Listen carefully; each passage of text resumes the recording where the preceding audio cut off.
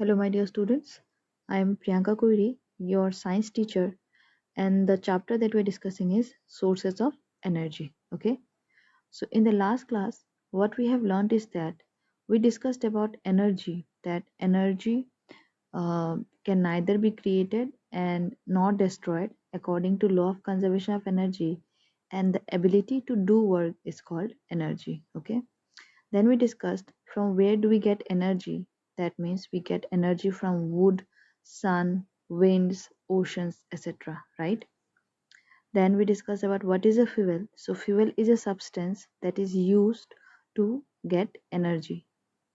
Then we discussed about the characteristics of good fuel, that where a good fuel should give high energy output, it should be easily available, and it should be cheap and safe to handle. Okay. Now, then we discussed about sources of energy, that there are mainly two sources of energy. One is your conventional source of energy, and the next one is your non-conventional sources of energy. So, conventional sources of energy are those sources of energy that are have been in use. Okay, so that have been in use since a long time. Okay, like wood, fossil fuels. Okay, under conventional source of energy, we discussed about fossil fuels, and fossil fuels that we use are basically coal, petroleum, and natural gases. Okay, we discussed that how what are the disadvantages of fossil fuels. Okay, then we discussed about thermal power plants and how do they work. Their advantages and disadvantages was also discussed, and we discussed about hydropower plants where electricity is produced with the help of water. Okay, so these are the points that we have discussed in the last class. Okay, in today's class we are going to discuss about biomass energy. Okay, so what is biomass? The waste materials and dead parts of living things are called biomass. Okay, so uh, whatever that we get from living things, okay, that is your biomass. Example: wood, animal dung, vegetable waste, agricultural waste, sewage, etc. are examples of biomass. Okay, now, biomass is decomposed by anaerobic microorganism to produce biogas. Okay, so this biomass, that means the waste materials and dead parts of living things, are decomposed by anaerobic microorganisms that are present in the soil to produce biogas. Okay, so what is this? So these are the examples of biomass. That means crops, wood, landfill gas, alcohol fuels, garbage, all these are examples of biomass. Okay. Now biogas plant. Okay. So the biogas that we have discussed, that means when biomass is decomposed, it produces biogas. This biogas is used as a fuel. How biogas is used as a fuel? Let us study. Okay. So biogas is a mixture of gases containing methane, carbon dioxide, hydrogen, and hydrogen sulfide. Since biogas contains methane, and methane is a very good fuel, so that is why biogas is used as a fuel. So this biogas is produced in some uh, like structures, okay, that are known as biogas plant. Okay, so how does a biogas plant look like? Let us study. So, the biogas plant has a large underground tank made of bricks and cement. Okay. So, in case of a biogas plant where biogas is produced, there is a underground tank which is made up of bricks and cement.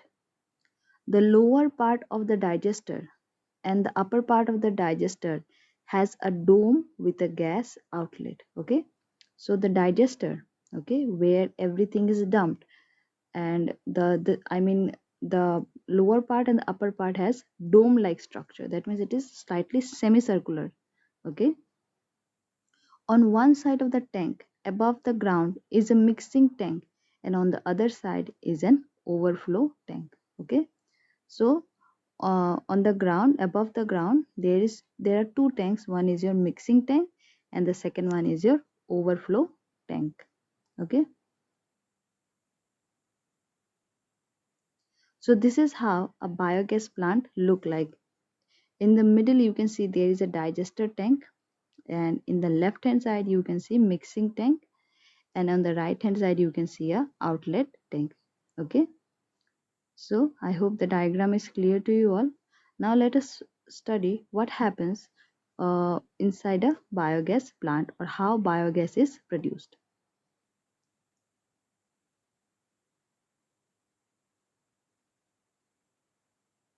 Animal dung is mixed with water in the mixing tank and slurry is sent into the digester. So in the mixing tank, the animal dung and all the waste is mixed with water, and after mixing it becomes slurry, and this slurry is sent into the digester.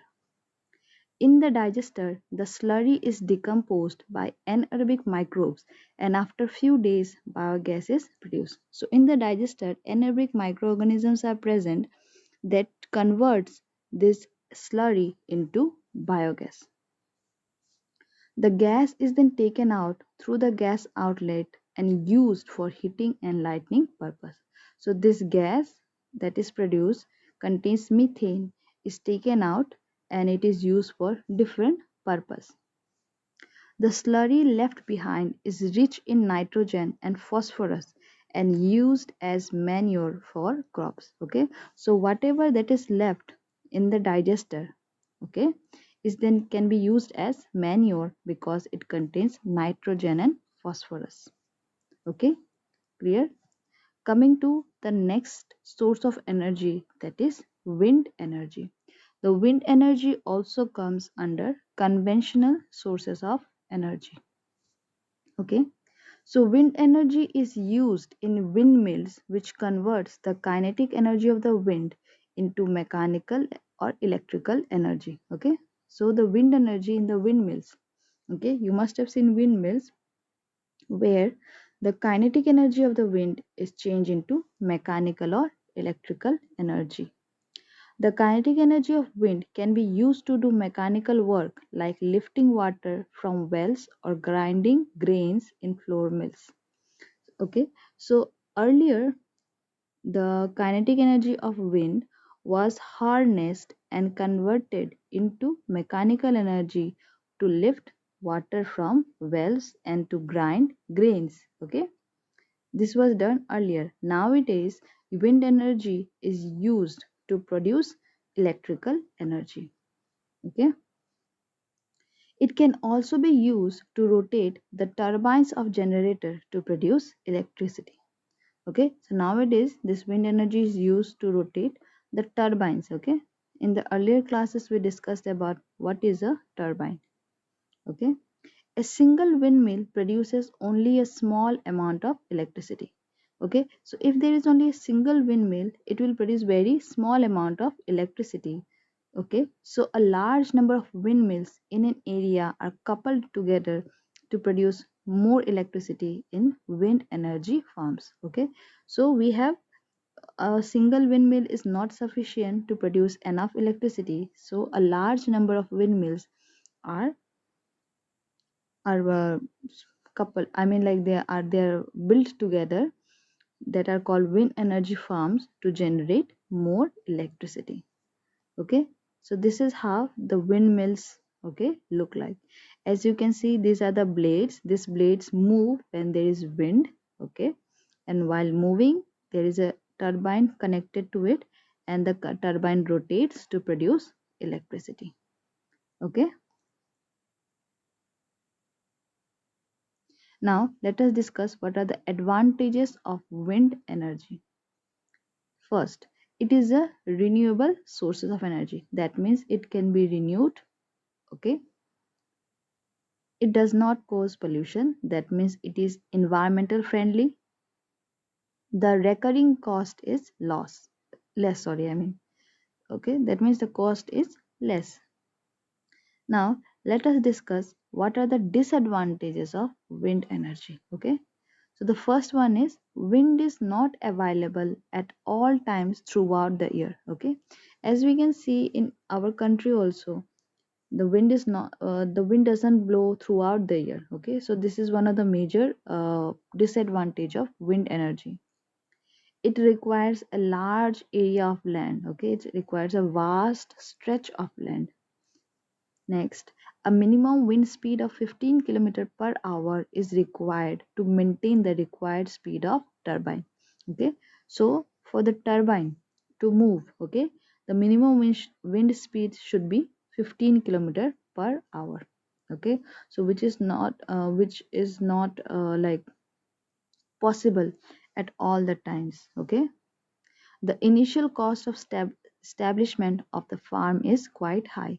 Okay, so in order to start this wind farm, okay, wind energy farm, the cost is high, initial cost is high. Okay, since the tower and blades are exposed to vagaries of nature like rain, sun, storm, cyclone, etc., they need a high level of maintenance. Okay, so as this windmill, okay, the towers of the windmill are exposed to the adverse conditions or adverse environmental conditions. Okay, so they need high level of maintenance. Okay, so there is high level of maintenance cost. Okay, so these are the advantages of wind energy. Now coming to the non-conventional sources of energy. The non-conventional sources of energy are also known as renewable sources of energy. Okay, examples include solar energy, bioenergy, tidal energy, and wind energy. So, this solar energy, bioenergy, tidal energy, and wind energy are your non conventional sources of energy. These sources of energy are considered to be important as they are renewable, pollution free, availability of them in abundance, and they are environmental friendly. So this source of energy, the non-conventional source of energy, are becoming very popular nowadays because they are renewable, pollution free, and they are widely available. Okay, so for this reason, this non-conventional of energy are considered very important. Okay, so these are the examples of non-conventional sources of energy, that is solar power, wind power, geothermal, and hydro energy. Okay. Now coming to the first non-conventional sources of energy, that is solar energy. Okay. Solar energy is the energy obtained from the sun in the form of heat and light. Okay, so the energy that we obtain from sun in the form of heat and light is called solar energy. The heat energy in this is used in solar heating devices like solar cooker, solar water heater, solar furnaces, etc. Okay, so that means the energy that we obtain from sun can be used in solar cooker, solar water heater, solar furnace, and solar cells. The light energy is used in solar cells. Okay, so the heat energy that we get from sun is used in solar cooker and solar water heater, and the light energy is used in solar cells. Okay, so let us study all of them in detail now. Okay, so let us first begin with solar cooker.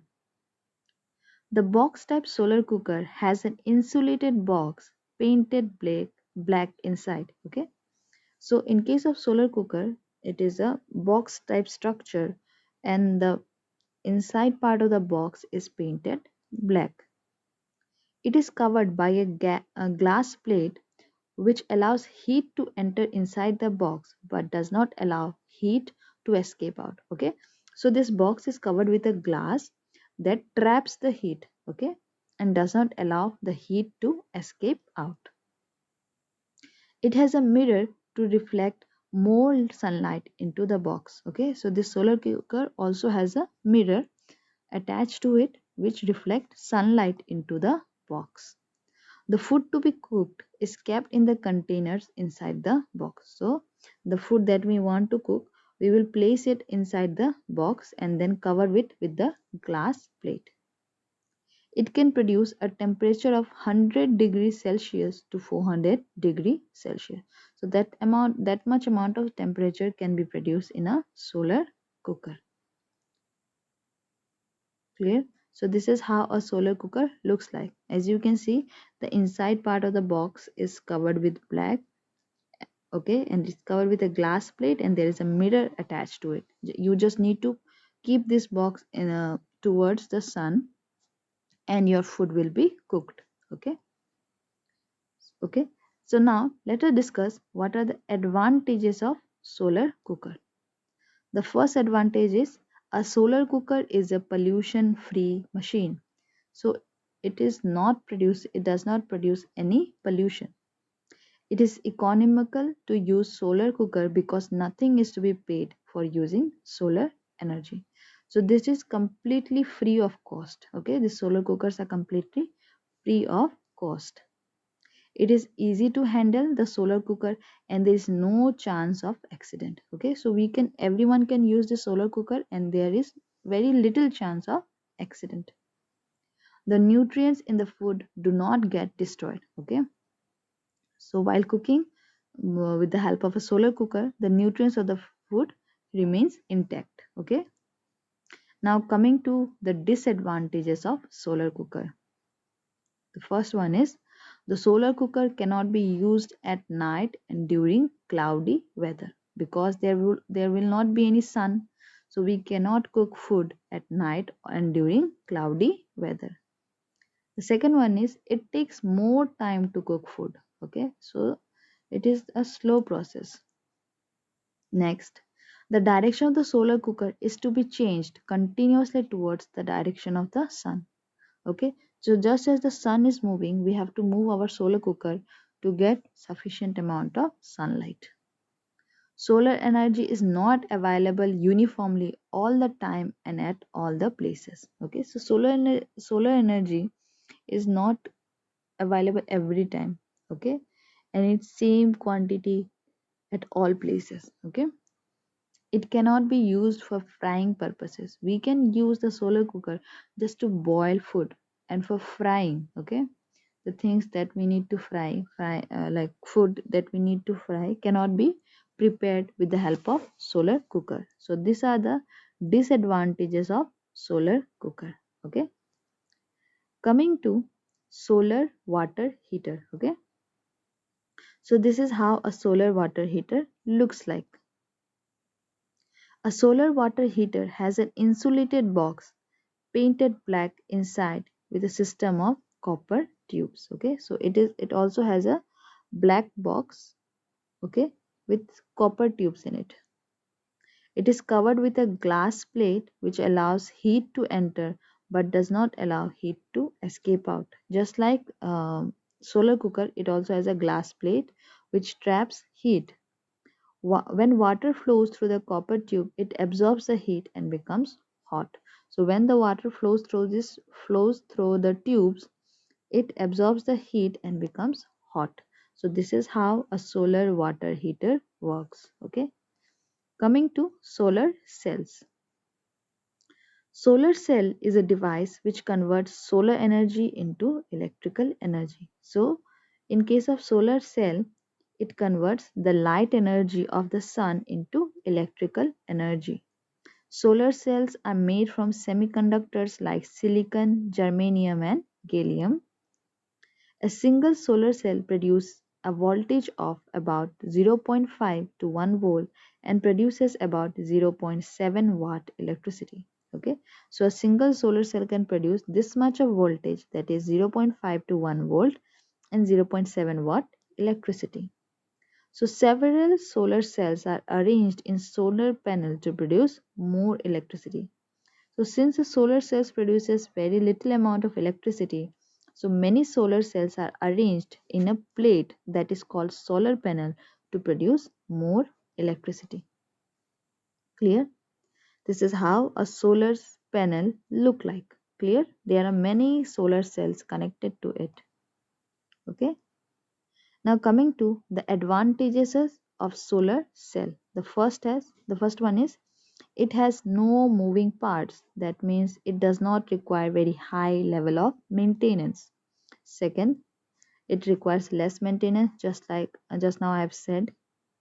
It can be set up in remote areas without the hassle and expansion of transmission lines. Okay, so there are many places, many remote areas which are not accessible due to the very bad road conditions. So in all those areas, solar cells can be used. Okay, now coming to the disadvantages of solar cell. Number one, it requires a special grade silicon which is not easily available.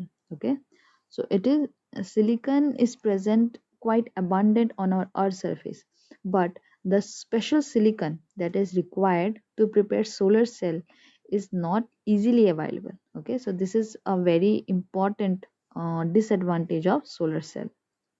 Usage of silver for interconnections makes it expensive.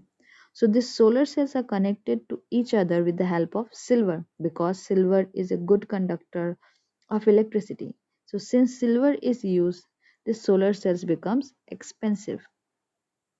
The current produced is DC, and to convert it to AC increases the cost. Okay, so the current that is produced in solar cell is DC, that is direct current, and we use alternating current in our house. So we have to convert the DC current into AC. So this conversion increases the cost. Okay, so these are the disadvantages of solar cell. Now, where do we use solar cells? There are many uses of solar cells. Number one, it is used in traffic signals, okay, and calculators, artificial satellites, and space probes. These are the places where we use solar cell. Okay. Now, let us recall what we have studied. So, we discussed about biogas plant, okay, under biomass energy. So, when biomass is decomposed by anaerobic microorganisms, it produces biogas, and this biogas is produced in a structure which is known as biogas plant. Okay, clear? Then we discussed about wind energy. So, wind energy can be used, the kinetic energy of wind can be used to produce electricity. Then we discussed about non-conventional sources of energy. Okay, and under non-conventional source of energy, we discussed solar energy. And in solar energy, we studied about solar cooker, solar heater, and solar cells. Clear? So that's all for today's class. Thank you so much for listening. I will see you in the next class. Thank you.